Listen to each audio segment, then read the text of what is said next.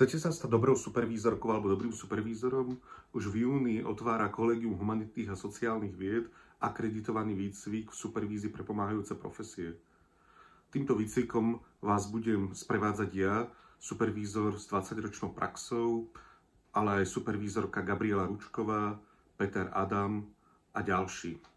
Supervízori, ktorí vás budú vzdelávať v našom výcviku a trénovať jednotlivé supervízne techniky, majú bohatú prax v supervízii zariadení sociálnych služieb, ako sú napríklad zariadenia pre seniorov, zariadenia podporovaného bývania, alebo zariadení sociálno-právnej ochrany detí a sociálnej kurately, ako napríklad resocializačné centrá alebo centrá pre deti a rodiny, bývalé detské domovy.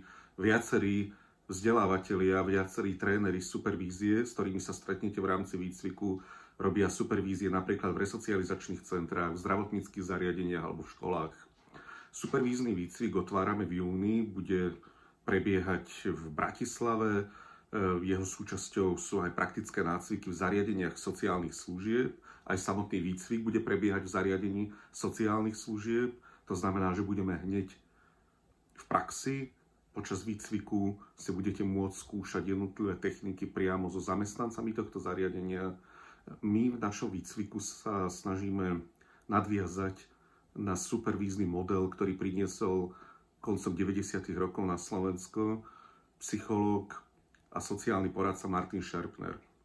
Hovoríme o supervízii ako o podpore, hovoríme v supervízii o technikách, ktoré nám pomáhajú riešiť rôzne krízové situácie a snažíme sa v rámci supervízie vždy nájsť nový pohľad alebo nový nejaký rozmer problému, ktorý supervidovaný nevidí, ktorý napríklad nevidí sociálny pracovník v špecializovanom sociálnom poradenstve. Snažíme sa pomáhať pomáhajúcim profesionálom, hlavne sociálnym pracovníkom, pozerať inými očami na svoj problém, aby im to docvaklo v hlave, aby si uvedomili nejakú súvislosť so svojím životom a aby našli svoje vlastné cesty, aby vedeli nájsť svoje vlastné spôsoby, ako problém napríklad vo vzťahu k svojmu klientovi vyriešiť. Prídite medzi nás, otvárame koncom júna, tuto pod týmto videom vám aj napíšem link, kde sa môžete prihlásiť na náš výcvik a verím, že to pre vás bude zaujímavá skúsenosť. My sa už na tento výcvik veľmi tešíme.